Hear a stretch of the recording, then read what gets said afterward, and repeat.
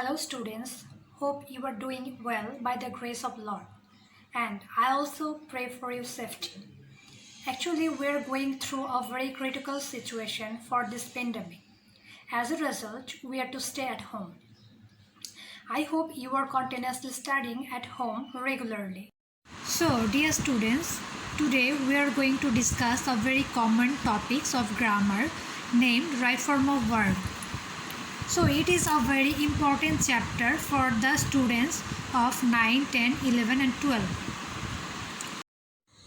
Before discussing the rules one by one, I would like to tell you that without knowing tense properly, we can understand this chapter very well. So it is very important to have proper knowledge about tense and how to use tense. So rule number one, we can see subject-verb agreement. The verbs are customarily followed by the subjects and they must agree with the subjects according to their number and person. That means if the subject is singular, the verb will be singular, and if the subject is plural, the verb will be plural according to their change.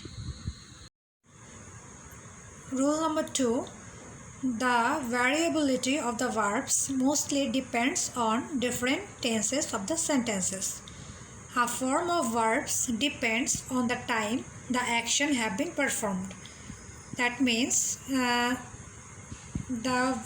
variation of a verb depends on the variation of tenses of the sentences. If the sentence is in present tense, the verb will be in present form. If the sentence is in past tense, the verb will be in past form. And if the sentence is in future tense, the verb will be in future tense. That means shall or will and base form of verb.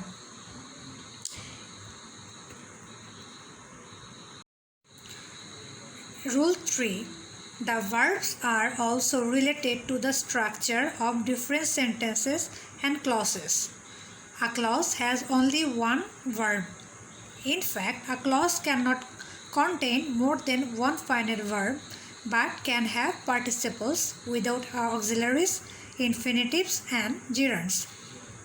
That means a clause only have one finite verb, that means a principal verb, and cannot have any other finite verb in the sentence. If there is any other verb, that must be in participle sense or infinitive sense or gerund sense. In the example, we can see that I wanted to go to the wedding. I wanted. Wanted is the main verb, that means finite verb, and to go is infinitive here. So in the sentence we can't use two finite verb simultaneously. If one is main verb, the next has to be the infinitive or gerund or participle. So in next example we can see the same thing. Swimming is a good exercise to keep your body fit and healthy.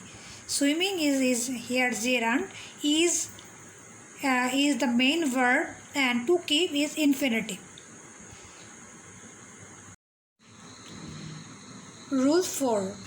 This rule is all about conditionals. Clauses can be connected by conjunctions and connectors. Some connectors take some specific forms of verbs. Conditionals use the conjunction if, and it has some different sentence structures. So let's discuss conditionals one by one. Conditionals are also called as if clauses. There are two types of conditionals. Number 1, real conditionals, the real conditionals and the unreal conditionals. What are the real conditionals? We'll know about it now. The real conditionals. The definition is the real conditional expresses factual or habitual conditions which have the possibility to occur in the future or generally occur in the present. That means real conditional means it will happen or it happens, and it is about factual or habitual fact. If we see the example, you can see I will go if you give me the ball. That is all about factual. If I feel better, I will certainly play. If you do well in the exams, I will buy you a gift. So, all these are about factual things. This one is called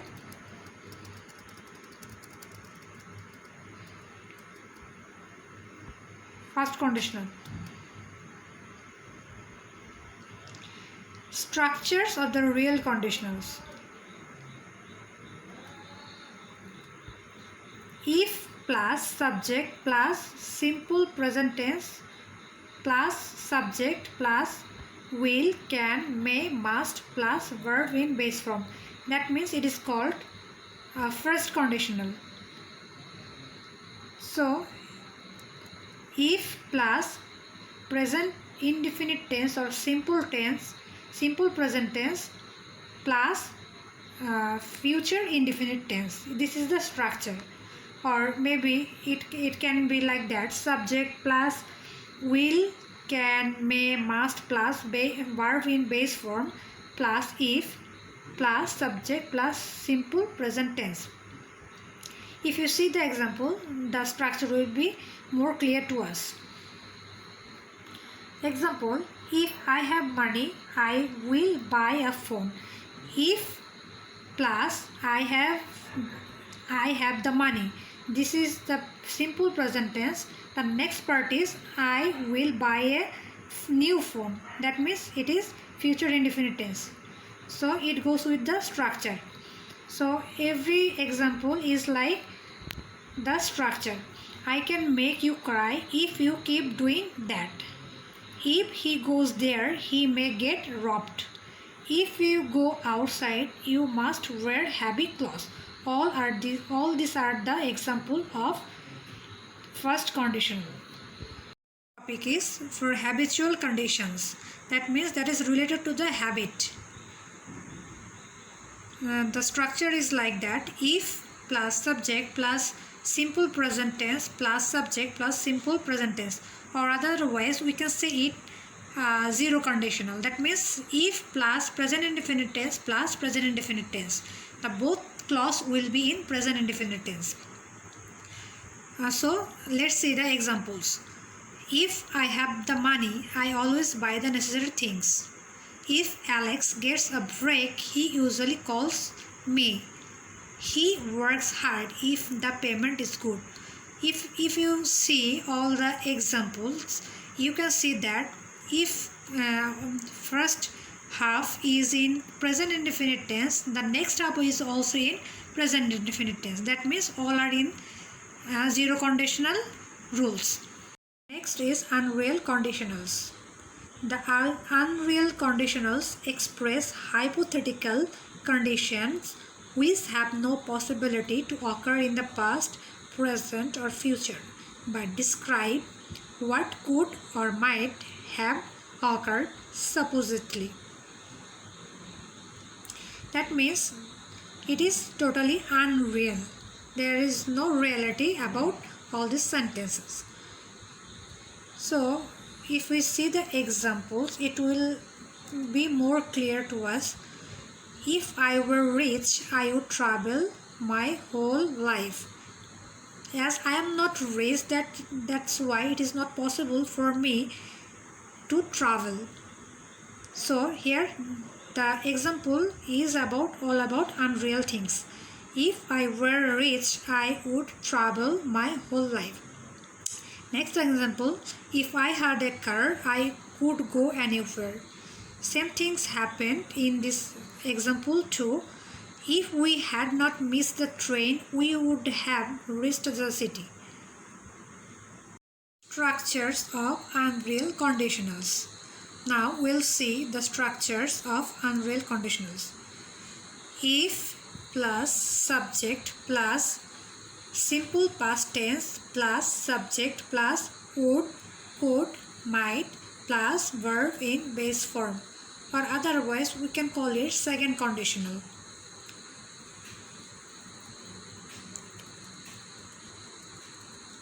If we can see the example, then it will be more clear to us.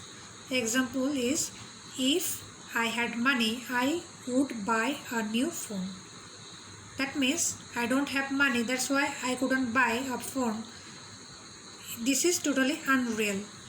If I had the money, I would buy a new phone. Next example, if I were the president, I would not support war policies. If he were not ill, he could come with us. If I could play tomorrow, I would definitely win the match. So all these examples reflects the unreal things. So next conditional is for past conditions.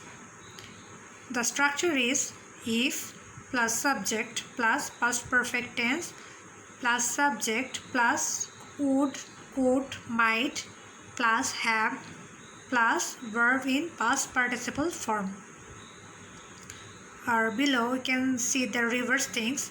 Subject plus would, could, might plus have plus verb in past form, past participle form plus if plus subject plus simple past tense. If we see the examples, it will be more clear to us. If I had played well, we would have won the match. After if, we can see that I had played, that means it is past perfect tense, and the next clause we would have won the match. Would have, according to structure, there can be seen the use of would have, and after that the form of past participle form of verb are also seen. That means if I had played well, we would have won the match. As I didn't play well, we couldn't win the match. So it is the example of unreal conditionals. Like that, all conditionals, all the examples creates the same sense.